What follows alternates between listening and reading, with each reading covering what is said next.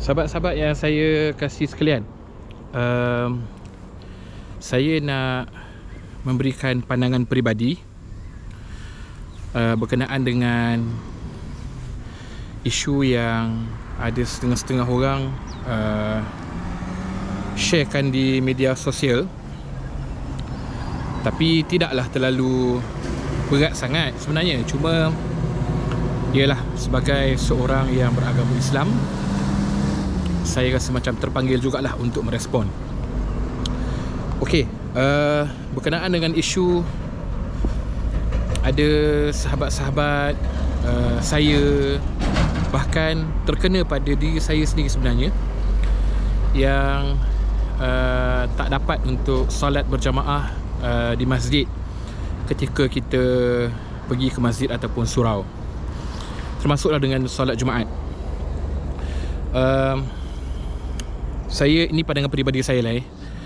Saya pernah berlaku pada diri saya sendiri ketika saya nak masuk ke ruang utama Dewan Solat. Ialah kita dah pakai pelitup muka, kemudian nak bawa sejadah sendiri, kita pun dah scan kita punya MySejahtera. Tapi pihak yang menguruskan masjid mengundang saya untuk solat di kawasan luar. Maknanya tidak dalam dewan utama solat masjid, tidak dalam dewan utama solat lah dalam masjid tu. Ialah perasaan pertama saya sedikit tersinggung. Itu fitrah lah. Bila kita nak buat tapi tak dapat, of course kita akan koyak sikit lah. Koyak pun perkataan yang selalu dah dengar sana. Koyak sikit lah. Tapi macam mana cara saya pujuk diri saya? Saya terus beranggapan dan menganggap saya tak peduli sangat ataupun saya tak kisah sangat pada petugas yang menjalankan tugas diorang tu. Tapi saya lebih melihat kepada saya pergi tu ke rumah Allah. Bila rumah Allah ni, yang punya masjid ataupun surau tu Allah lah. Kita ni tetamu. Jadi adat orang bertamu ni, kita akur lah dengan ketentuan tuan rumah. Again ini pandangan peribadi saya, untuk orang kata menjinakkan dan melunakkan hati saya ketika saya kena dengan situasi tu. Jadi apa saya buat ialah, alhamdulillah saya bercakap baik, Allah pilih saya ini dapat semayang dalam masjid, tetapi bukanlah di dalam ruang salat utama. Saya beranggapan begitu. Dan alhamdulillah, bila kita ada satu sangka baik dengan Allah SWT begitu, bila saya ke tempat lain, saya dah prepare sejadah saya untuk semayang di luar. Yelah, kita dah pernah kena sekali dua kali sebelum ni. Daripada aku kantoi kali ketiga, kali keempat, dah muka handsome, kena suruh keluar pula tu. Pisang. Kan.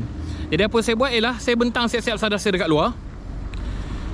Dan tiba-tiba dengan tak semena-mena ada hamba Allah yang, yelah mungkin pengurus ataupun yang menjaga masjid tu lah kot. Saya anggap macam tu lah. Taklah pula saya bertanya dia, awak AJK ke tak kan. Dia kata, encik silakan masuk dalam. Alhamdulillah, dengan tak semena-mena. Maknanya kadang-kadang apa yang kita nak pada hari tu kita tak dapat, tapi Allah aturkan pada waktu dan ketika yang lain, dengan syarat kita sabar. Sebab itu Allah kata minta tolong dan sabar dengan jalan mengerjakan solat. Kita bukan tak dapat solat pun, kita boleh solat tapi dengan cara yang sedikit berbeza.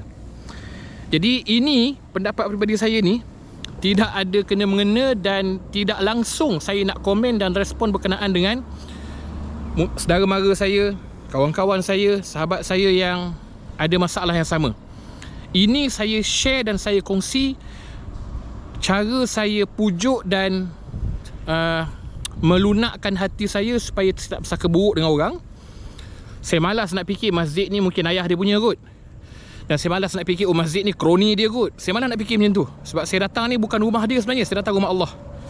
Jadi saya berdoa kepada Allah, ya Allah, aku ni tetamu kau letak aku kat mana-mana pun, alhamdulillah, sebab kita masih sihat, kita masih boleh berjalan sendiri.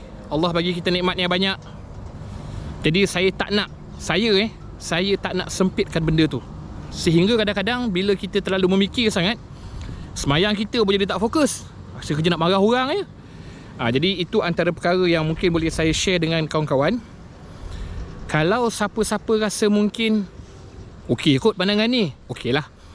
Kalau rasa tak okey, sekali lagi saya ulang, ini pandangan dan pendapat peribadi saya. Cara saya untuk melembutkan dan memujuk hati saya, ini takdir Allah yang Allah bagi pada saya hari ini, dalam keadaan kita sudah berusaha. Okey, jumpa masa-masa akan datang. Terima kasih. Assalamualaikum. Bye.